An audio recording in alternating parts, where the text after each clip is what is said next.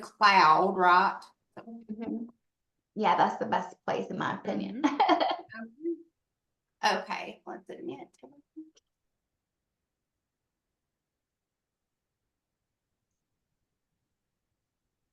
Good morning, everyone. Glad to see so many people joining us. Welcome to today's webinar. I know several are still joining, so we will give it just a moment and then we will get started.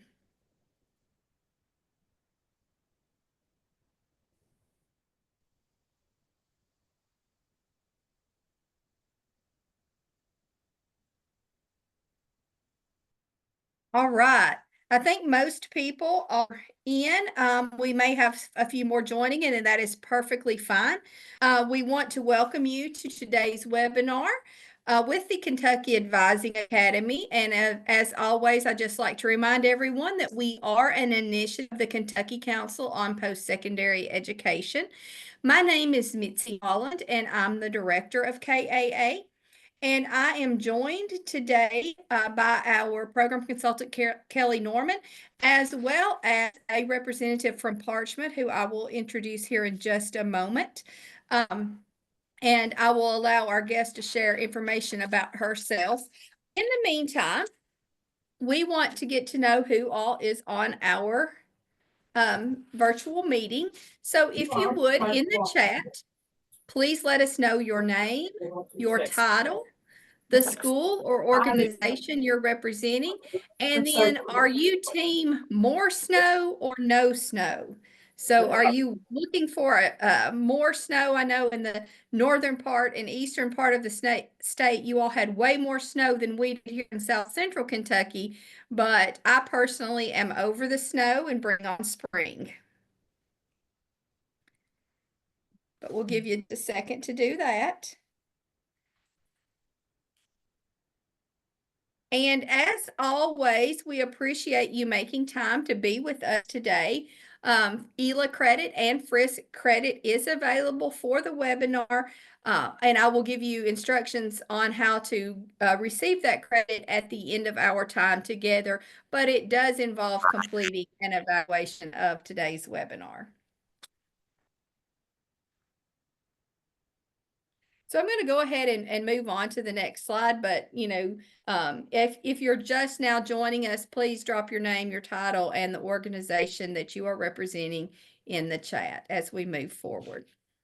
So as always, we will give just a brief overview of the Kentucky Advising Academy, and then we'll move into the informational portion of today's webinar, where we'll talk about utilizing Parchment for maximum benefits. And we will have question and answer time at the end of the webinar. But if at any time during the information being presented today, you have a question, please feel free to drop that question into the chat and we will try to get that answered for you, especially if it's a time-sensitive question. We will have Raquel answer that as she is. Then we will talk about some KAA resources and how to stay connected with KAA, and then the evaluation. So, a reminder, if you are joining us for the first time, the Kentucky Advising Academy exists to support educators serving in advising roles. And we believe that it is important for them to have access to the resources and supports that they need to successfully support students in a seamless transition from their secondary path to their desired post-secondary option and ultimately their career. And we do this through professional learning opportunities such as our virtual webinars.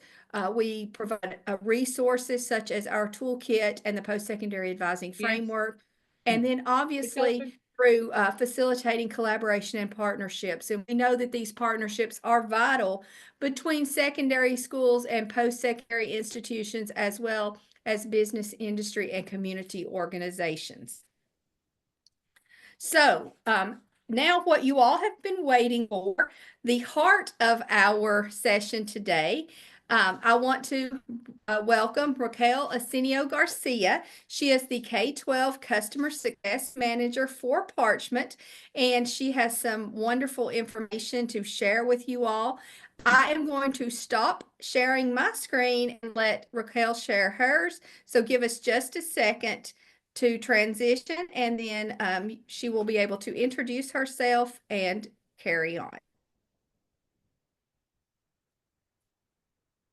Good morning, everyone. Thank you so much, Mitzi and Kelly, for having me here today.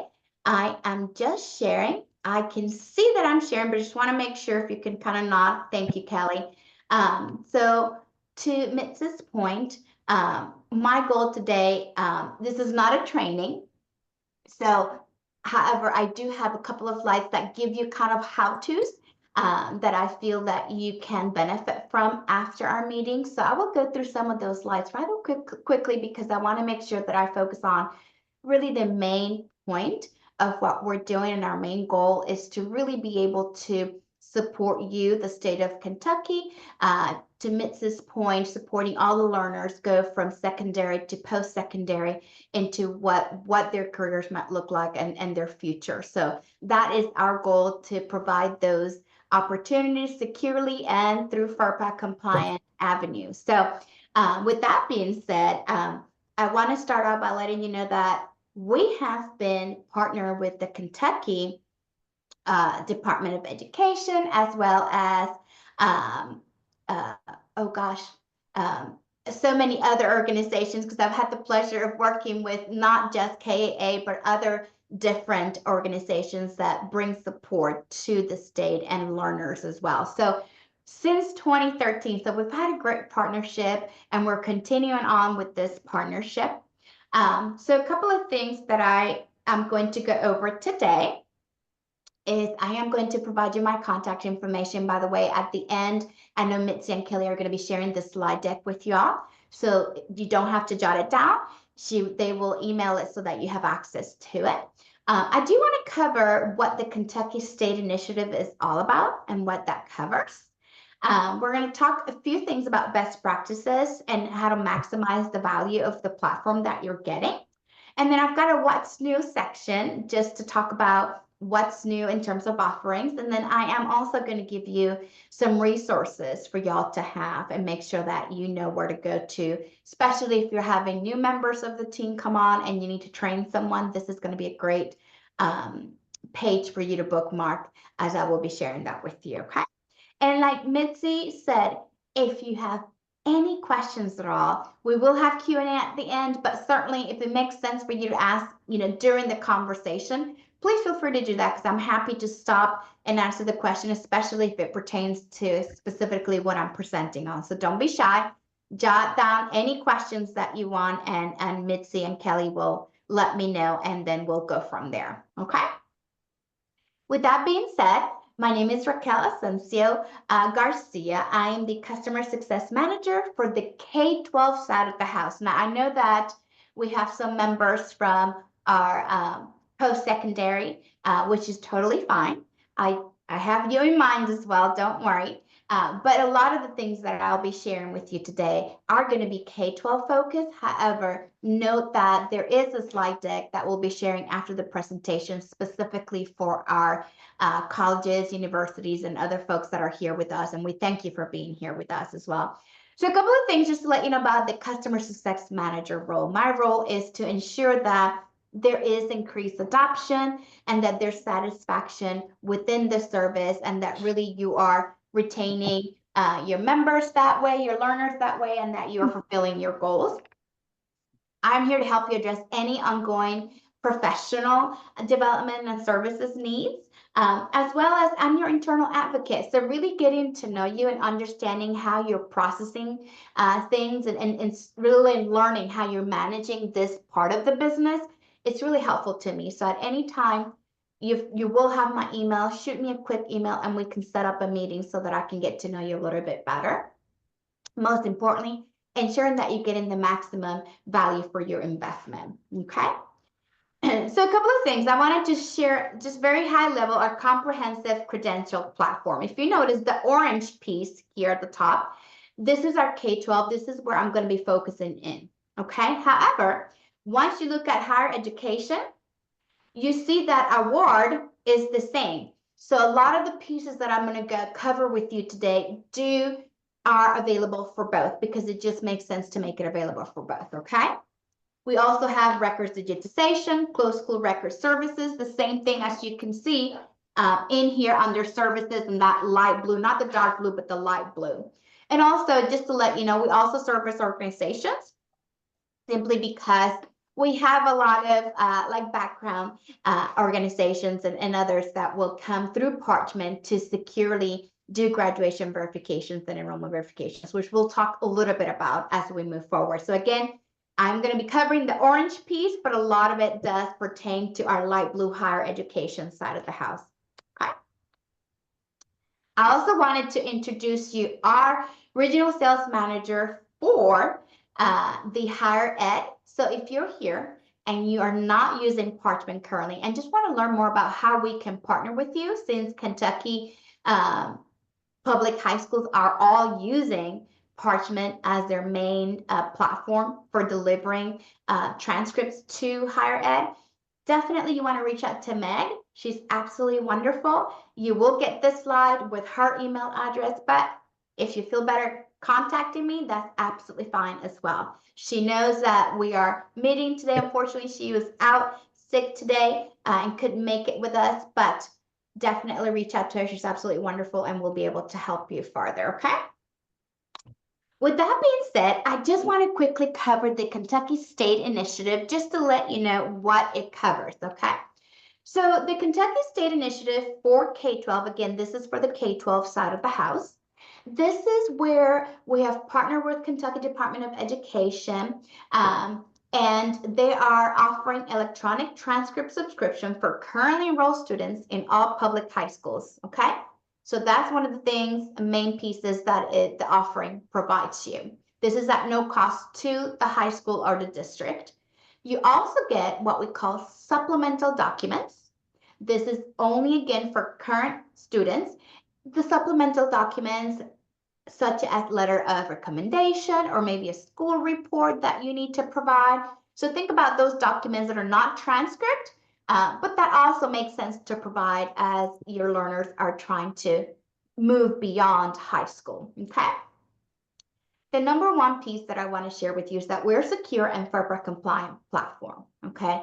That being the most important piece. The security of it, obviously, we use an email address where someone has to say, yes, I am who I am. They receive that verification in their email inbox. So there's a lot of pieces that we have introduced for security purposes, especially when we talk about personal identifiable information. Again, all those pieces are built in to our platform. We do have a tracking history of all transactions. So this is probably one of the best pieces that I hear from a lot of my members at the high school level, is the ability to quickly look and say, nope, I see where it was sent and I see where it was received. So let's figure out what happened, that perhaps the school or the entity are saying, gosh, it's not there, it's not complete, or it's not correct, or something to that effect, okay? We also provide reporting capabilities. So it's really great to know how many transcripts you sent, where are you sending those transcripts? You know, if you're ever doing a recruiting or a college introduction sort of day, you want to look at that report to see where your students are sending their transcripts to make sure that you have representation of the colleges and universities, or, you know, different entities that may be able to come to your school. As I mentioned earlier, we have third-party verifications. Now, this includes graduation and enrollment verification, okay? So what this does is, again, thinking about your personal identifiable information, we're not sending transcripts because that's not what is needed at that point. At that point, these background check companies, what they need to know is that, yes, Raquel did attend and successfully graduated, or no, she did not, or she is currently enrolled. So they really don't need a ton of information. So this process will give you the ability to share exactly what is needed. We also have alumni ordering that's included. Now, I put their learner pay model. The alumni would need to pay once you've graduated, okay? You're no longer a currently enrolled student come August 1st of every year. So yes, we give them the summer months to still be a currently enrolled student, but August 1st, that means that they become alumni in our system and they pay $4.65 for a transcript request to be sent anywhere. So just keep that in mind. And then we have a credential library. So this credential library comes with the package, and this is at no cost to you. So you can upload as many transcripts as you like. You can go back all the way to 1920 if that is, transcripts that you have from those dates. Yes, you absolutely can do that. And again, it's at no cost to y'all to have that available so that you can easily fulfill those requests from anywhere. You don't have to walk down to that cabinet and get that document and scan it if it's already digital. Okay.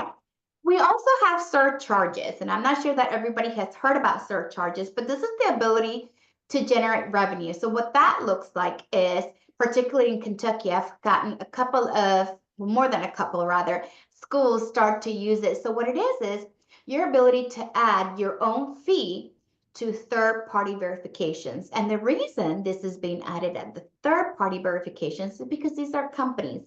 This is not hitting the pockets of your current learner or your alumni.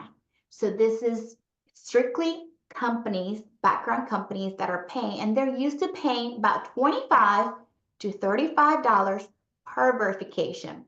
With that being said, Parchment charges $12.75, and we do that on purpose, so we leave you that room for you to add a fee. At the low end is about $12.25, depending on where you're at, and if you want to do some research and taxes and what have you, you can go up to $35. We don't stop you because we do see some places where these companies are paying $35 to $40, so that is completely at your discretion. Again, if you didn't know about this and you want to take advantage of this, especially as our budgets are continuing to get smaller, please feel free to reach out and I'm happy to help you with that piece. And we have the largest platform actually out there. We provide transcript to about 96% of all colleges and universities in the United States, as well as we have non-traditionals. We have the military. We have a lot of tech companies. We can do it international. If somebody wanted to provide the email address of a specific administrator or counselor at a school, we can send it securely to that email address as well. So keep all those pieces in mind. Again, this is under the Kentucky State Initiative. However, this is also available for our higher ed partners that may be here joining us today as well. Raquel, before you move on, we had someone drop in the chat that they would like to learn more about the credential library. So I don't know, Wanda, if you would like to unmute and maybe ask your question specifically, or are you just wanting general information like how to transfer those transcripts over and that sort of thing? Okay, yeah, thank you. I order transcripts for transfer students all the time and high schoolers. Can you do this in bulk, or I just want to learn what the process is, or is that something that we can do like simultaneously? That is a great question, Wanda. And currently, no. The reason the answer is no at this time, from my understanding, and that can always change, is based on the personal identifiable information. It is crucial that we have a request from the person owning that information. So if it's my transcript, I need to be able to make that order request and you need to be able to fulfill it. That also applies to being FERPA compliant, okay? So let's say that you as the high school administrator or perhaps even the college, that this 10 students all want to go here. You can't just grab all of them and send them together because that currently would be non-compliant. So it does have to be one at a time for that reason. Like I said, that could change. Laws and regulations are always updating and changing. But because we do need to create that specific order and have them consent and have them sign and do all those pieces to be FERPA compliant, it would be in a one-on-one. So hopefully I answered that question. It looks like I did, Wanda. Thank you. That was a great question. Any other questions that it relates to that? And you mentioned something about transfers, Wanda. We do have a service that allows you to request through Parchment securely transfers from one high school to another within the state as well as outside of the state. It is not part of the state initiative. It would be an add-on service, but if that's something that you do a lot, we can chat later on about and see maybe what that looks like if that's something that might be needed for you and the team, okay? Thank you for that question. Thank you, Mitzi. All right, so moving on to best practices. So really want to go over a couple of pieces on how to increase visibility and utilization of Parchment. So now that you have it, for those of you that have it, how do you move from there? So the first thing is understanding where you're at, okay? So the reporting comes through the history tab. So I put here history tab to the rescue. History, yes, this is where you go look for something that took place, but also if you click on the right-hand side, once you click on the history, you've got this little arrow. If you click it expanded, it actually gives you a lot of different parameters. So you can put a date range. You can decide, I want to know how many students are going to the Kentucky University versus a college versus a technical versus the military. You can also look at specific grad years, or you can not feel anything else and say, I just want to see everything. Be careful with that because it's a lot of information. Okay, so once you click the search button, it will give you your results. And the nice thing about it is that you can download the report and export it into Excel for more information. So at the bottom, you get just a preview of what it contains, but there's so much more information. So I invite you to play with it a little bit, so to speak, export it, see what information you have, see what speaks to you. You can, from Excel, create those pretty graphs that sometimes when you are meeting with teams, reporting, people are visual. This can help them understand how Parchment is helping your particular institution. If you have any questions, or if you're looking for something, feel free to reach out to me. I'm happy to look and kind of click through things with you to see what we can provide you in terms of different data, okay? The next best practice is utilizing registration codes. So now once you know where you're at and sort of where your students are going, and you want to increase the traffic and increase the amount of ways that you're helping your student, the best way is to send a registration code. Now what this is you upload. Now many of my folks in Kentucky use Infinite Campus, okay? Infinite Campus is part of our partners who sponsor Parchment, and there is a really nice API integration. I will provide you those links at the end as well, so you can take a look at that and be able to ensure that you are fully integrated. So the nice thing about it is that whenever, through the integration, when you upload, in other words, when you release those transcripts, what Parchment does, it's automatically creates a roster, and it takes that email address from that particular student. Yes, it is a school email address. I'll address that in just a minute, but with that email address and that information, you are able to send what is called a registration code.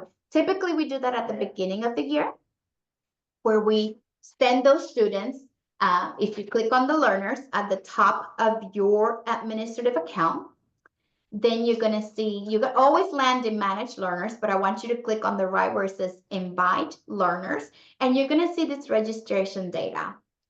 I don't recommend clicking any of these buttons from here because it's everybody. I always like to address things school year, because again, when you click, let's say I click on the one for 2023, this opens up, and then I'm only speaking to my class of 2023, okay? Because I'm certain that whatever you're going to tell the class of 2025 may be slightly different to the class of 2027 or 2028 if you opt to send them an invitation. It's up to you. We don't stop you from doing that. You can send it through 9 through 12, okay? They get this email. They click on register for free account. A couple of things that happens. We recreate that account. In other words, we have taken that legal name that shows up on your SIS and create the account. So no longer does Joey create the account under Joey because he forgot his name is actually Joseph. And this is probably the first time that many of your students are starting to create more professional accounts where they do have to have their professional names to be able to, or legal names rather, to be able to make those orders and have them fulfilled successfully, okay? You do have the ability to add, like I said, a little custom message. You can put a link in here. I noticed that I put Quick Bites playlist link. I will show you what that is. We have several videos for our learners as well that I'll be giving you access to here at the end. Once you've got everything ready, you can check the box to automatically attempt up to 4 emails. We're not spamming anyone. If somebody actually registers, they're dropped from the list, and we're just continue to send the 3rd and 4th email, if you will, to those that have not yet signed up. But it is working on your behalf. So this is a great way to engage with your students and have them come into the system. One of the things that we talked about is email addresses. Yes, you are using the school email address, and we're familiar with the fact that that school email address expires upon graduation. So one of the things that I recommend you putting in that little message is please remember to add your professional email address or Gmail to the account. So Parchment accounts are made to actually support more than one email address for this reason, because we want that student to always have access to their account. This is a lifelong journey. So this account starts in high school, but it is there throughout their lifetime. So please remind them to do that. This is my sample account. This is what it looks like on their end. So they'll have a profile. They'll have to click on account settings, and they'll have to scroll down to login information, and they'll see their primary email address. But notice that you can add another email address to this account. If you do that, you will always have access to it, because let's say that I didn't make that one the primary, but I forgot my password. So obviously I can't get a reset to my high school one, but the system will ask them, hey, do you want it to the primary or the secondary? And you can say, no, send it to the secondary, because, you know, I no longer have access to the primary, and they can still get logged in. If they remember the password, they will be able to use their high school email address, because that's just the username, and their password to get logged in, and then update it so that they always have access to it and make the secondary their primary email address, okay? So again, once they enter the new one, they click add email, and all is done. Any questions so far? We good, Mitzi? Yeah, okay. So a couple of things that I wanted to talk about as, you know, following up how to explore your current processes and how to maximize the value of the platform. How many of you, and you don't have to answer this, are maybe still doing graduation verifications or enrollment verifications over the phone, maybe over fax or over email? Couple of things. How do you know that that person truly does work for X company or the background company? So there's a lot of trust that you're putting into that email and what have you. Also, we've heard a lot of times that email is just not as secure as it used to be. So you would have to encrypt that email and add all this security. So extra steps on your end. My recommendation has always been, you already have Parchment. Why not continue to utilize everything through the secure platform that is also FERPA compliant? So a couple of things that I want to say about the verifications piece is, whenever an account is created as a third-party account, we vet those accounts.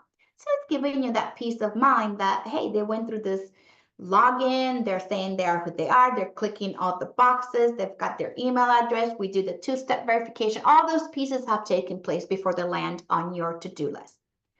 Once they land on your to-do list and you take a look at the actual verification, there is, when you click on the person's name, you'll see at the top where there is a sign off. So the student should be signing saying, yes, I'm authorizing this background company to send in this request for graduation verification. Okay, so there is those pieces that make this very much FERPA compliant. Okay, and then as you can see, you don't have the ability to upload a transcript because we don't want to share too much information. You just have the ability to click on verify once you've done your research and realize that yes, the student has graduated or no.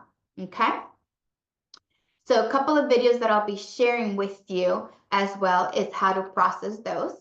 So again, just going over a couple of things that I've touched base on. Industry-leading security and privacy. So do know that we have privacy controls at learners account level. We are FERPA enabled. We have continuous investment in privacy and security. I know sometimes we say, oh my gosh, you know, like What have you done? Everything looks the same. There's a lot of things that we do in the back end for security that you just don't see. So we are constantly investing, and we have a wonderful team that ensures that we are SOC 2 and SOC 3 compliant. They're trying to break in all the time to see where are we. And it's always been a great result because we're constantly staying on top of all of these great advances in technology. So sometimes be mindful that you don't see those upgrades simply because the security is always in the back end. But also, we have encryption of all data in storage and during transit. So you no longer have to worry about, oh my gosh, can somebody see this information? Will they be able to see it or to click on anything? No. So if you don't know much about encryption, the best way that I've learned it, because I'm a little bit of a tech, not as knowledgeable, but I have knowledge. So think of it as sort of that bank that has like that vault, and you've got like different combinations, but think that instead of having like one locker combination, like having like 100 locker combinations. There's just no way that you're going to sit there and be like A3, then to the left, and to the it's rather impossible. So that's the kind of security that we provide. That is what encryption in a nutshell is about. It's really securing that while it's in storage, as well as while we're sending it from point A to point B. Okay. So again, a couple of things that we went over: easy fulfillment of third-party verification. So no more phone calls or faxes. As I mentioned, you can take advantage of surcharges. How many of you out there don't need extra money to accomplish what you're trying to do? I don't think any one of us is going to raise our hands because really we see the student needs continue, but our budgets continue to get smaller and smaller. So this is a great way for you to be able to create additional budget and utilize it at your discretion in any way that you need. And you can process orders at your pace as well, okay? So again, surcharges. School districts have the ability to add a surcharge for the cost of a credential. Site admins have access to the settings tab. Parchment remits 80% of the surcharge. So just to be very transparent, we keep 20% because we do have to create an account for you, cut out checks, and do all those pieces. So managing that piece, that is the cost of it. Surcharge checks are remitted on a quarterly basis if you meet the minimum $500 threshold for that quarter. Okay, so that's how we send those out to you. This is, I'm not going to go over it in great detail, but I am going to send this out to you. What it does talk to you about how to add those surcharges, and you also have a video. So again, I give you all the steps here. I always say, treat surcharges like any price point on a yearly basis. You want to take a look at that because you don't want to wait a couple of years and then up the price $10. You really should be looking at this on a yearly basis and decide whether you need to go up 50 cents, $1, so that it's a little bit better and better received rather than doing a drastic uplift in 1 year. So the last bit that I want to talk to you about is to review your website. This is very important. We've given you different links and different resources so that you in your school or your university, whatever your website looks like, there should be a place where folks look for transcripts and any documentation that really talks to them about how to go about these pieces. In our website, when you log in, you have the settings tab. And if you click on ordering, you land on the ordering setup. So the ordering setup, this is where you can upload the school logo. I find this to be very helpful, especially if your school name is shared with another school name in a different state. I have seen that happen. Having the logo can help visually that students see, oh gosh, wait a minute, I didn't click the one for Kentucky. I'm in South Carolina. Let me go back and choose the right one. So you can do that from the ordering setup. We also give you the URL for your branded ordering site. You also have HTML code to display the ordering button and HTML code to create a link of your choice. So there's different pieces that you can partner with your IT team if you have someone or whomever is in charge of updating your school website. so that you have the space that really speaks to your audience, whether it be your alumni, whether it be the third parties. I think it's a great idea to really detail that and help everyone know where they need to go. Even though you're sending them to the same place, essentially your storefront, it's always nice to name them so that they know, oh, I'm included in this, I need to go here. Okay. The advanced styling provides you the ability to change the colors of your storefront. So you're always going to see our blue, but if your colors are green and yellow or another color, you have the ability to update that so it feels a little bit more like home. Enrollment options, you configure optional information such as, let's say that, gosh, your security has been through a couple of things. And so now you want to add the student ID and last 4 digits of social. So that means that when I go to make a request, I have to enter my student ID and number, and I have to enter the last 4 of my social. At your discretion, most folks don't do the student ID as alumni because we forget those numbers, but they do the last 4 of the social. Again, as another step to verifying that, yes, Raquel is who she says she is. Okay. The messaging tab allows you to configure a welcome message as well as an ordering message. So this is great. This is the underutilized resource where you can create a message saying this is the high school or this is the university, this is how we use it. Please give us 72 hours for processing, whatever that looks like, okay? And then you can always have a message at the ordering piece. So say that you're getting a lot of orders that are forgetting the middle name or middle initial. You can remind them there saying you need to provide the legal name. If you have a middle name or initial, this must be included in the order form.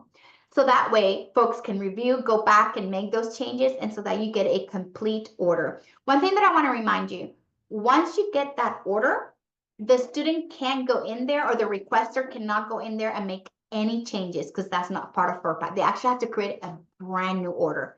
So why I mentioned making those order messaging can really help so that they send the correct order the first time. The most important one is that office closure. So a lot of folks don't use that, but I think it's great because for the holidays, spring break coming up, or if you have a snow day, mind you, I'm in Florida. I didn't say that at the beginning. And just to let you know, we are expecting snow tomorrow. I don't know how this is possible, but there might be a lot of closures. So I'm thinking a lot of the high schools and universities here will be using the office closure to let the audience know, hey, due to really weird weather, we are not in the school. So again, know that you can utilize that just how it goes in your emails, when you're out of the office. Also, particularly over the summer, if you have different hours of operation or limited hours of operation, or someone else is taking over this process and you want to provide your audience with the person's name and perhaps an email address that they can reach out to for any urgent requests, you can do that. Okay. So again, this is what office closures look like. I just wanted to show you because I think this is very important. Settings, ordering, and then office closure. And again, it's just like your email. You set up the dates that you want it to be visually out there, and then you set up the messaging, and then you click on save. It's that simple. The last piece, I think we've got someone in here. Okay, sorry, Kelly. I was seeing someone pending, waiting to come in. So FERPA account audits. This is something that you should do at least twice a year. Typically, I recommend at the beginning and towards the end as we see folks come in and go. So do you have a good process in place? If not, reach out to me. I'm happy to help you with that. But really, we do recommend, in order for you to be FERPA compliant, you do have to make sure that everyone that's on the account should be on the account and has the right role associated with the account. So again, what you do is you go to settings. This is on your admin account and you click on users. You're going to find your very famous users. If somebody left, you check their name and you click on delete administrator. If somebody's role has changed, you just click on their name and you'll be able to update this on the right hand side. And if somebody has joined the new team, you can click on add new administrator. One thing to remember, if the new administrator is coming from another high school in the district and they had a Parchment account, they must log in and cancel that account because it's one unique email address per account. And I've seen this a lot where if they're still within the district, the email address remains the same. So keep that in mind. It'll give you an error message saying that the email address is already in use, okay? So best practices review. Review your website. Make sure that you have your Parchment URL. Make sure that you can search for teams, search for transcripts. You know, what is that experience? Sometimes I've even asked my little nephews to go in and look at it because I've looked at it so many times that, you know, you can have someone, maybe another member of the team, a teacher say, hey, go in here and look for this. Tell me what that experience looks like to you and how easy it was. And then you get a different perspective and maybe some ideas of how you can update it so that you're having less phone calls and less emails as well. Graduation, encourage learners to add their personal email. That's a big one. Once you've gone over inviting them, make sure that they've updated so that they have the ability to always have access to the live learner account. And then summer prep.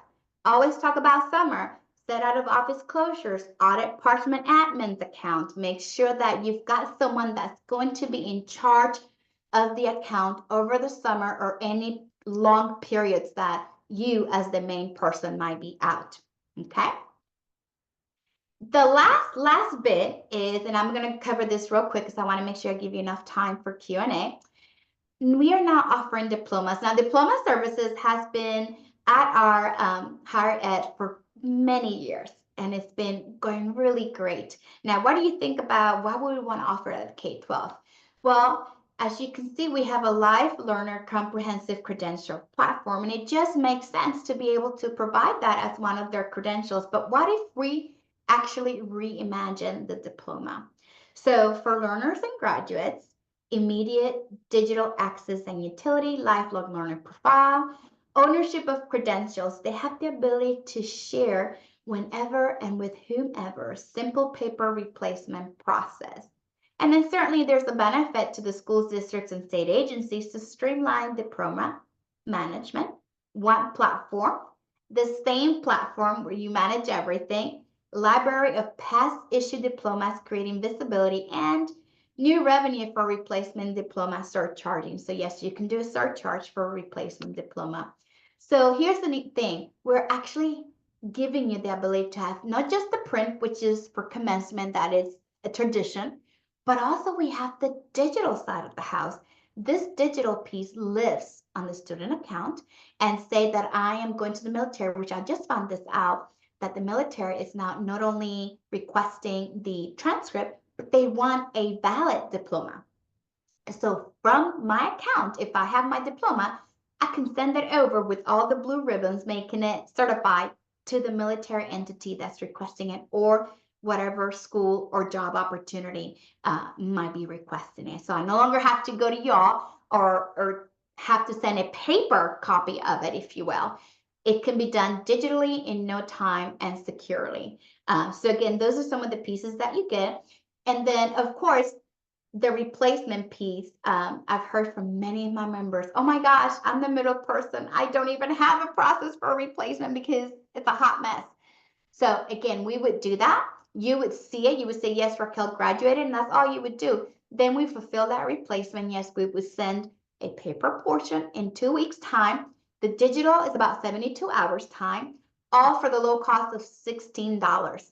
So way cheaper than what we have heard some of the other vendors might be requesting of the students or learners, okay? The last thing that I've shared with you, I'm not going to go over this. These are all the resources. So again, this is electronic release from Info to Campus. This gives you a nice little idea of what you need to do. But this link right here, when you click on it, it does take you to Kentucky, and you've got a ton of great information.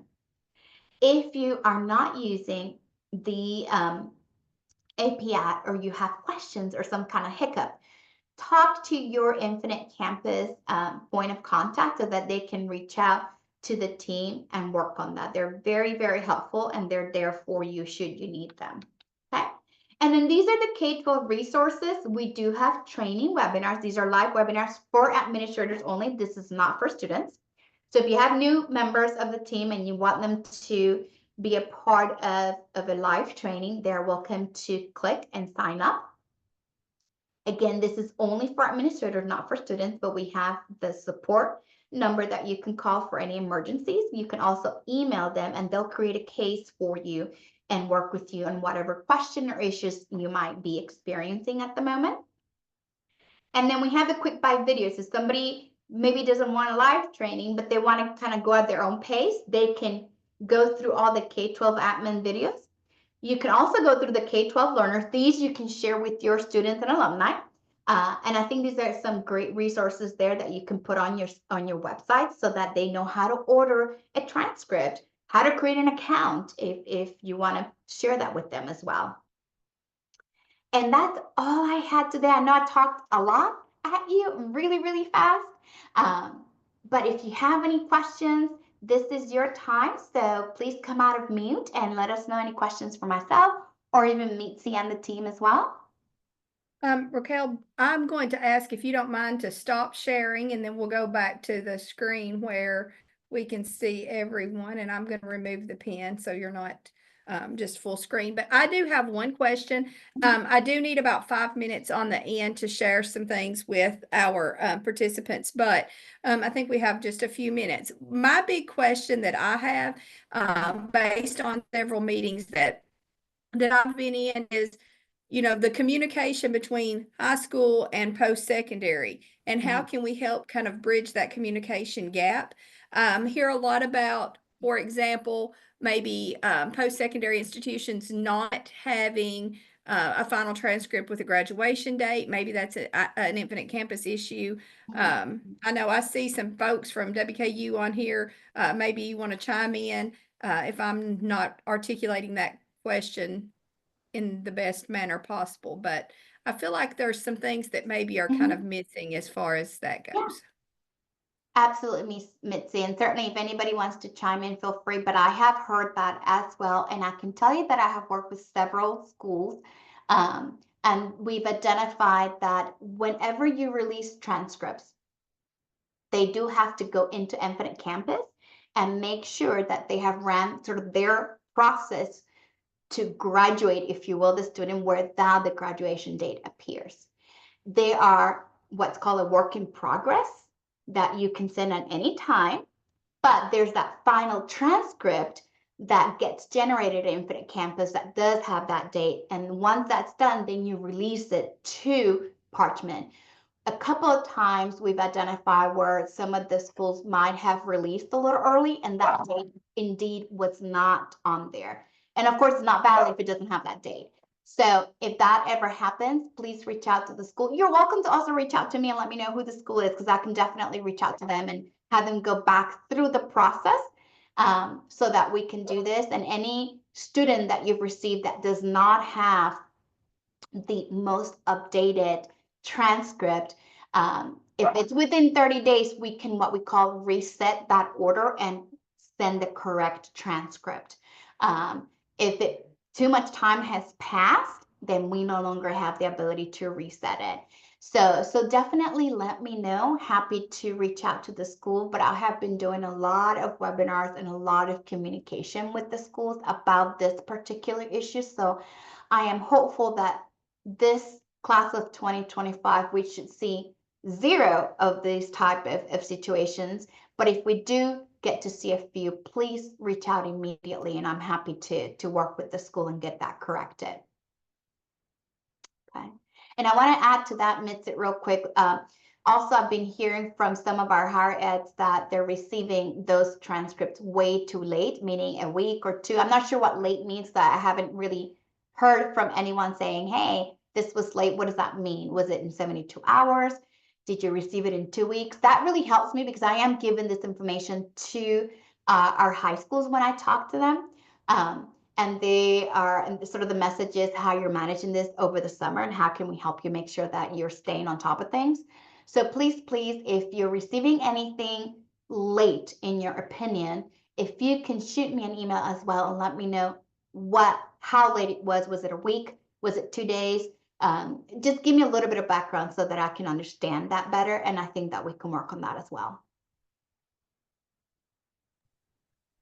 Right, thank you. I think there's, let's see here, a couple of things.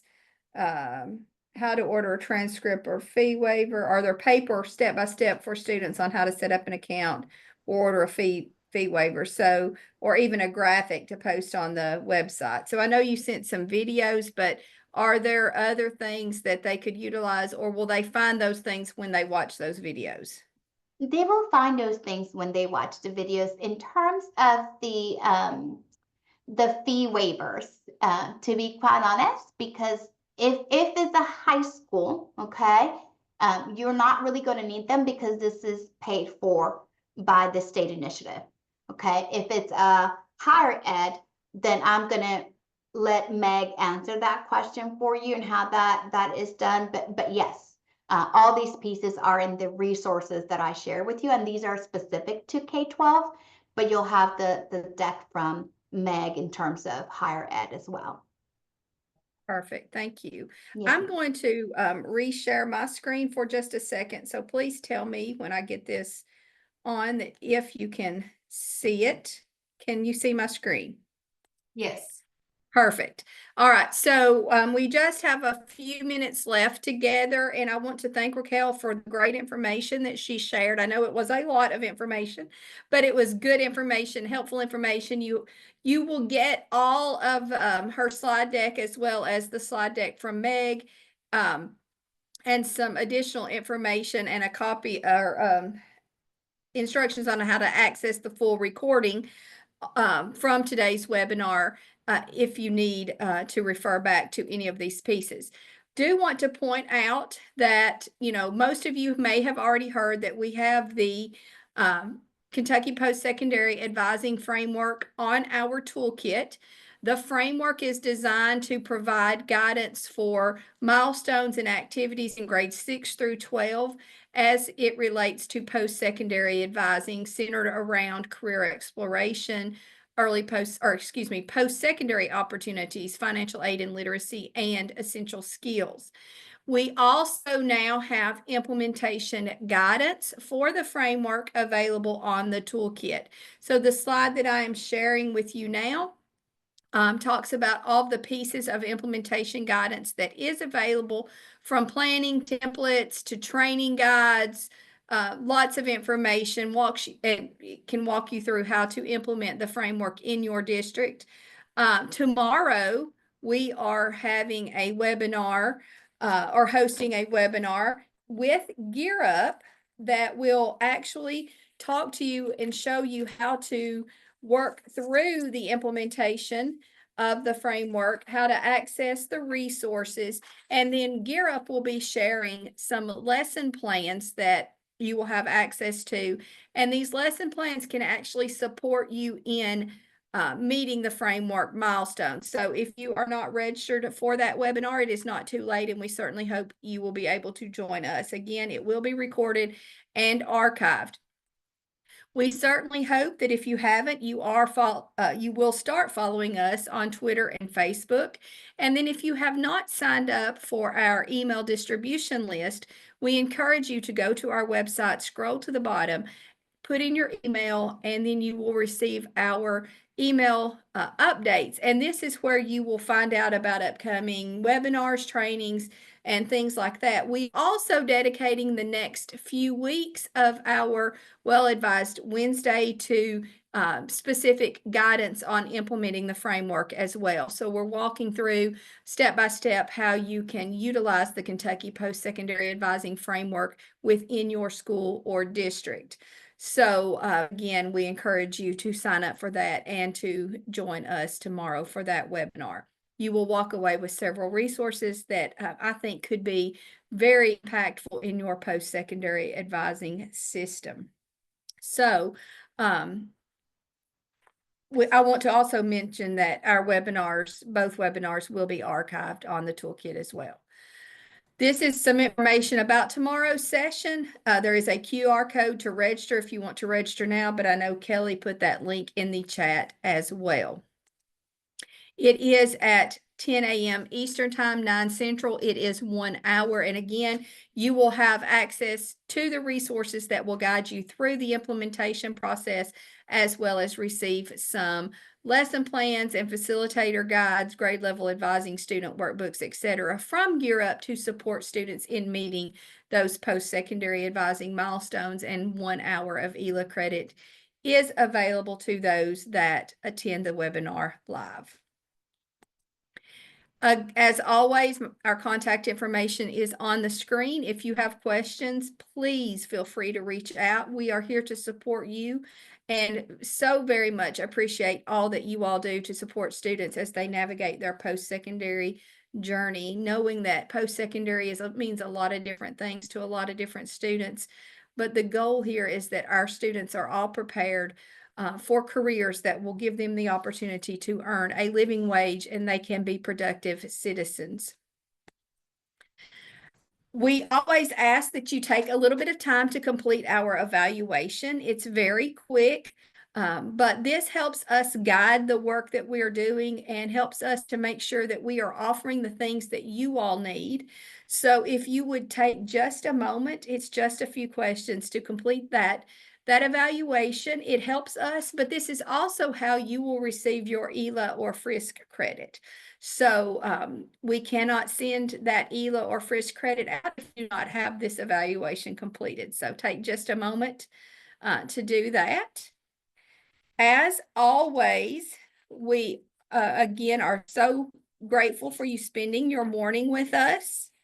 And I want to point out that in addition to tomorrow's webinar, we will have our February webinar. I believe it's on February the 18th. It's the third Tuesday, and February's topic is career exploration. So we will be hearing from various representatives from school districts across Kentucky as they talk about what they are doing to support students in exploring career options, you know, how they're advising students and things like that, events that they're hosting. We are also going to be talking about a newly launched toolkit or an online toolkit for students and families called Futurity. So that's going to be some very exciting information that will be shared out in February. Again, you can register for the upcoming webinars on the Kentucky Advising Academy website or on our toolkit. So we certainly hope we will see you in February for that one as well. But more importantly, we hope we see you tomorrow again. Raquel, we certainly appreciate you being with us today and all the information that you all shared. I know coming from a local district that utilized Parchment, it was great for our students and made my life a lot easier when it came to sending transcripts. So appreciate you being here and sharing all that good information. To all of you that attended today, again, we thank you and we hope you have a great rest of your day. Thank you for having me. Bye-bye, everyone.